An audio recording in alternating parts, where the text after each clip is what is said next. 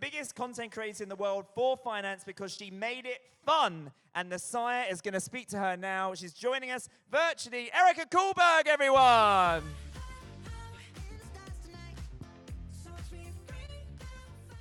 Erika, you're muted. Oh, Can there you we hear go. me? Yes. Erika is one of my closest friends. Actually, everybody here is one of my friends. Drew, Julius, and now we're finishing with Erika. Erika, thank you so much for saying yes to this. Thank you. I'm excited. Yes, yes. Okay, so Erika is an incredible human. Maybe introduce yourself first to the audience if they're not familiar with you, and then I'll do my introduction of you after. Sure. So my name is Erika Kullberg. I am a lawyer by background, and I make content about personal finance and how to be smarter with your money.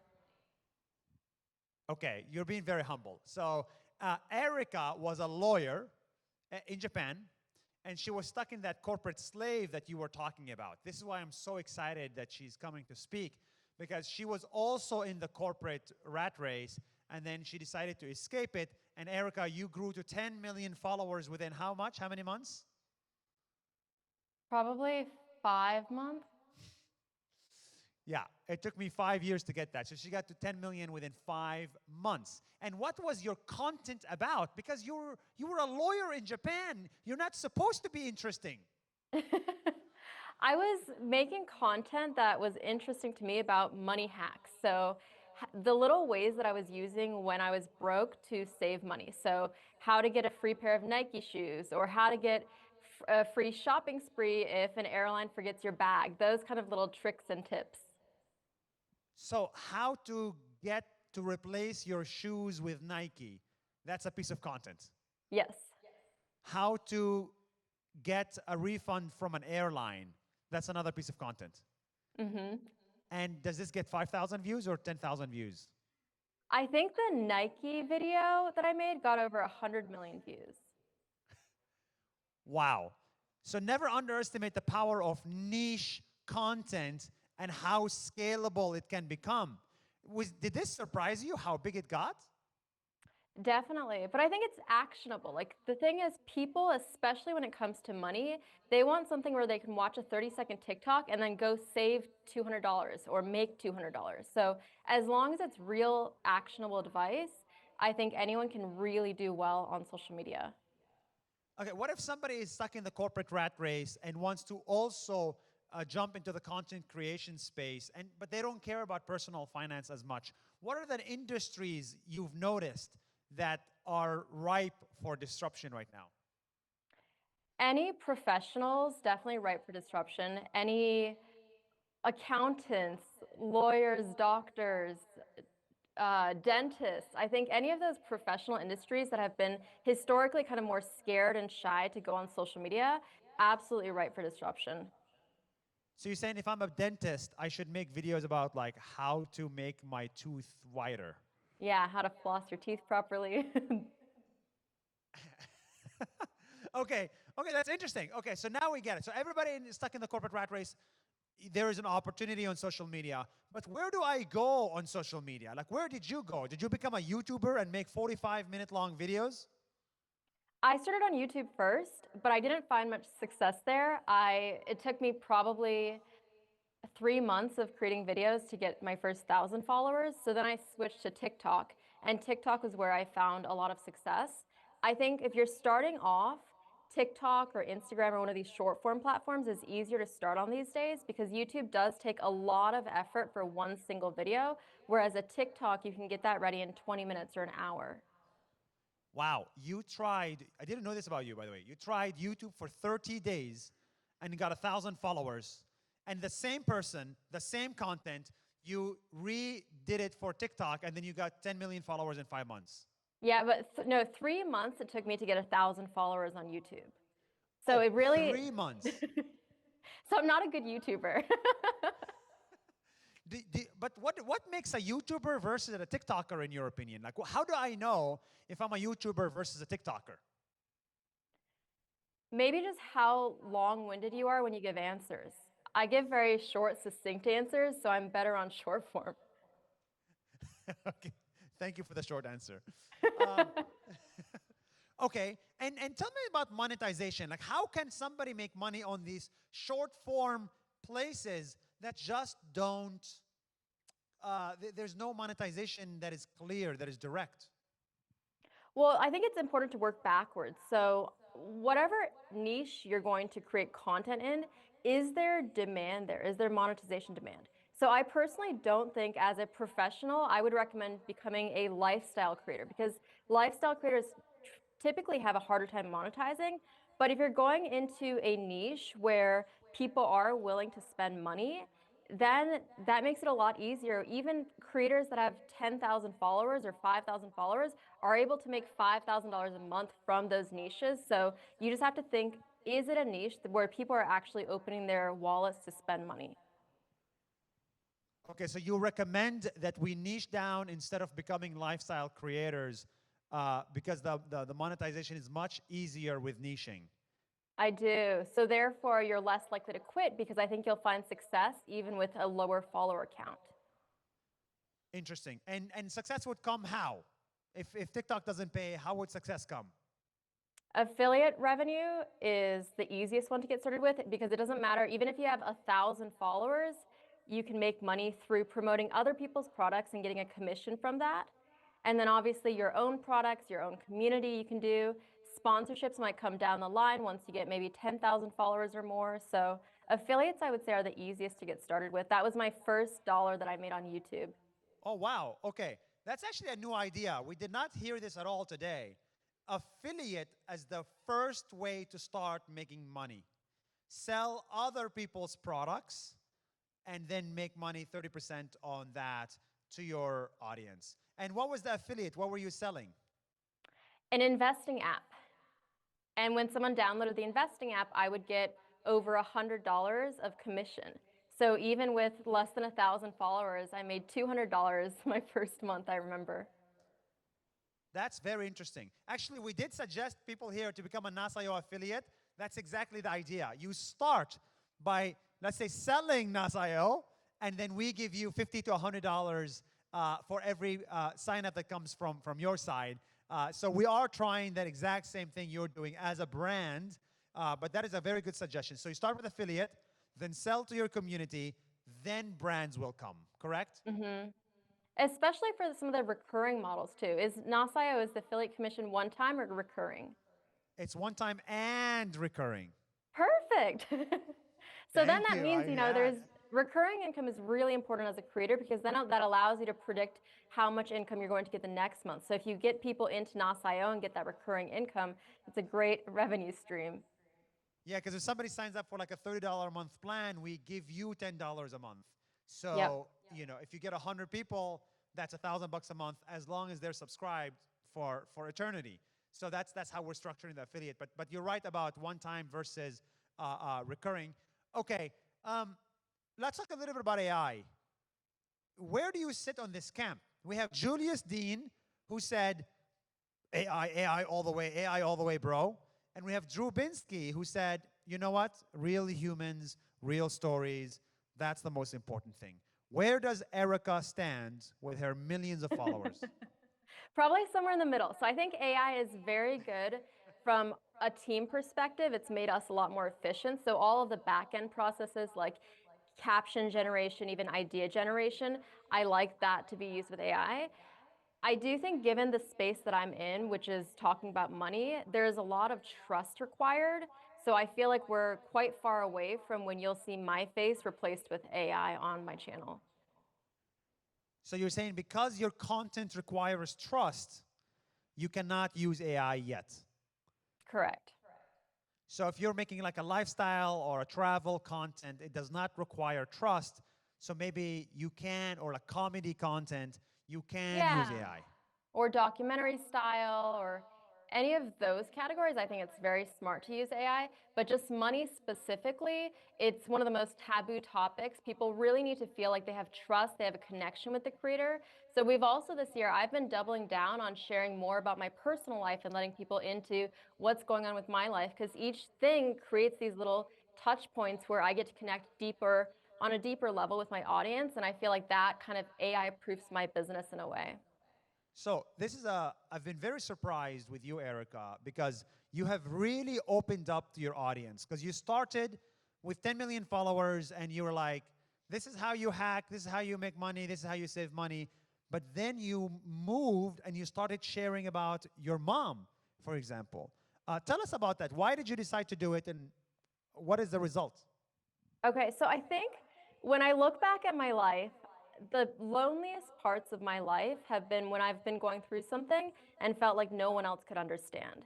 So now that I have a platform, I feel like no matter what I'm going through, if I'm comfortable with it, I want to share because there's going to be someone out there who can resonate. So last year, I went through IVF, and that whole process was shocking and lots of ups and downs. And I shared about it, and I got a lot of responses from people who could resonate to what I was going through. And then this year, my mom had a stroke and was in a coma, and so that was really hard for me to experience that and be going through that, but I shared openly, and in turn I think so many people opened up to me about the grief that they've dealt with, the loss and the pain and everything. So I just feel like it's my responsibility kind of as someone with a platform to share these things openly in the hopes that someone can learn from it, because ultimately I came on social media because I want to teach people about money, but I also realized that I want to teach people about how to navigate some of these more difficult parts of life too.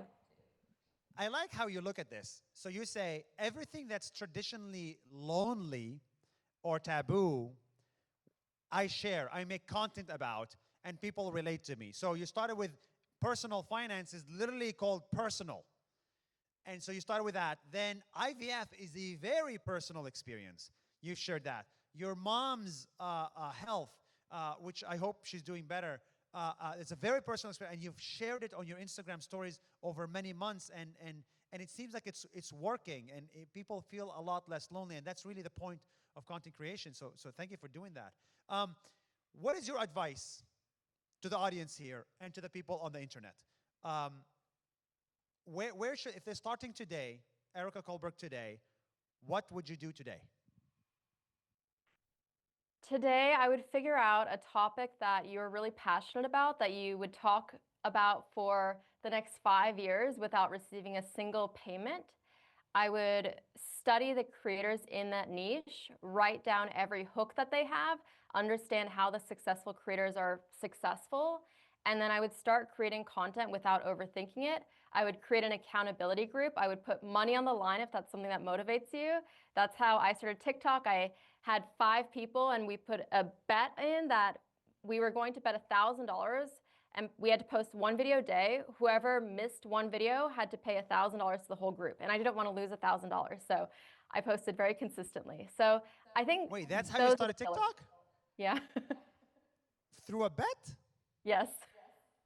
Because you need accountability. I think especially like successful people, we tend to overanalyze, overthink, like over try to execute everything without executing. Like you need sometimes that external push, motivation to just do it, because you're not going to find success on TikTok or Instagram or any of these platforms by overthinking. You're going to find success by posting and then iterating and trying to become better with each post you do. So if you're the kind of person who's self-motivated, great. I was a little more timid, so I needed that external motivation. I didn't want to lose $1,000. Wow, I love that idea. Does anybody want to try that? We could do a NAS Summit accountability challenge. We could set it up. So you said you got 5 friends, WhatsApp group. If you don't post X number of videos on TikTok, then you pay $1,000 to the 5 people. You have to post 1 video a day consistently, and the first person who misses a video pays $1,000 to the group. Wow, and those 5 people you started with, did they also succeed, or you were the only one? No, everyone got over 100,000 followers. What? You got people clapping in the audience. That's very interesting. Okay, should we do it? We should probably do it. Okay. Do it. That's a good hack. That's a really good hack. Mac, let's remember to do it also for the online people. Okay, guys, anybody has a question for Erika? I hope this was very helpful. There's a lot of actionable tips here. Raise your hand and look for also on the internet. Okay, who has a question in the room? We'll come to the internet in a second. A question in the room? Otherwise, I will go to the internet. On the Zoom, if you have a question, tell me.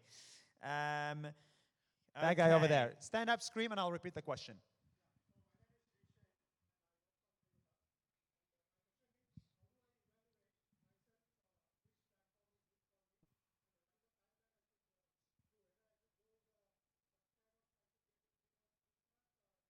Got it. He's asking, how do I evaluate which platform is right for me? And I see a lot of people ask that same question. What am I? Am I a YouTuber? Am I a TikToker? Or am I a Facebooker? And you were very clear that you're not a YouTuber. You understood that, but it took you 3 months. How can somebody evaluate it without waiting 3 months? It's really not platform. It's either short form or long form. Do you want to create 30-second to 60-second videos, or do you want to create 10-minute videos? I really believe that for most people, short form is the way to go first. I think it's better to succeed at short form and then maybe go to long form, because long form is a very long grind. It takes a lot of effort to create a 10-minute video, to edit a 10-minute video, whereas short form, you can find success a lot faster. So I think 80% of people in the room are going to be short form creators, and that's what I would recommend.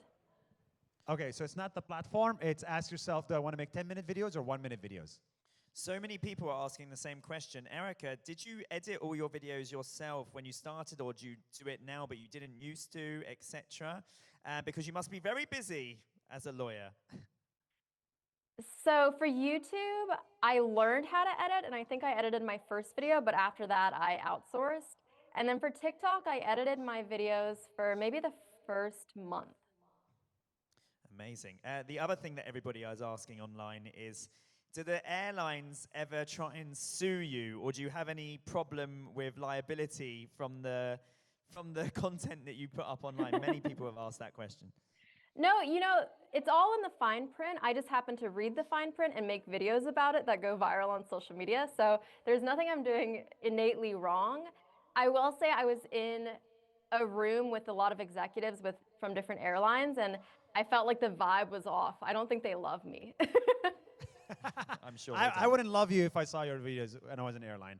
We have a question from Dawn.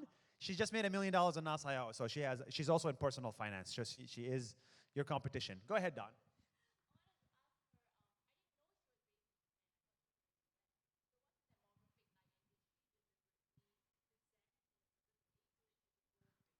Oh, she did. So Dawn is saying she didn't know that you started your content while you were in Japan. She thought you did it in the US. So how do you make the content reach the US if you started it while you were in Japan? The algorithms are smart. They will reach whatever audience they need to. Some of my most viral videos I've posted while I was in Japan. So I don't give as much credit to like the algorithms putting out content based on your location. So I wouldn't worry too much about that. And also congratulations on the 1 million. That's so exciting. Yeah, I agree with her. Because of the TikTok algorithm, you could be based in India, but if you make it about a topic that's interesting to an American, it'll just show up to an American. So every video we have on TikTok, actually, if I look at the top country, I don't know if you have the same thing, Erika. If I look at the top country of every Nas Daily video, the top country is always different. Sometimes it's Philippines, sometimes it's the United States, sometimes it's Germany, but it's all about the topic. We'll take one more final one before we finish, Erika. Many people on the chat are asking, how do you start? Please give us advice. Someone with zero investment, someone just starting out. That's a lot of people. I feel like we answered this, man. Okay, sorry. A lot of Let's people. have another personal finance guy. Your competition. What's the question? Oh, that's a good question. Quality or quantity? Okay. Quality or quantity? Quality. I disagree. Let's fight. Wait, Erika, you just told us to do an accountability group and commit to a certain quantity of videos. Yes, however, you should always be proud of the content that you put out. And I think there are probably only 3 or 4 videos in my history that I'm not proud of. And those were simply, it was approaching like 11 p.m. and I didn't want to pay the $1,000. So I was just filming whatever I could to avoid that fee. but these go hand in hand, right? It's you want to commit to a quantity, and you want to do your best when it comes to quality. Would you agree? I agree. I think the fair thing to say is based on your commitments. If you have a full-time job, maybe one per day is unrealistic. Maybe we can commit to 3 per week. You want to make sure that the quality isn't sacrificed by the quantity. So whatever cadence that is, what you know about your schedule and your availability. Yeah. I don't think it's a great method. Some of these people that I see posting 5 videos a day, if your videos are terrible, they're not going to be shown to people. It doesn't matter how many times a day you post. So you need to find that balance, and I don't think sacrificing quality is the right way to go. Amazing. Erika, on that note, thank you so much. I Thank hope your you. mom feels better. I appreciate it. Thank you, Bye-bye. everyone. Bye.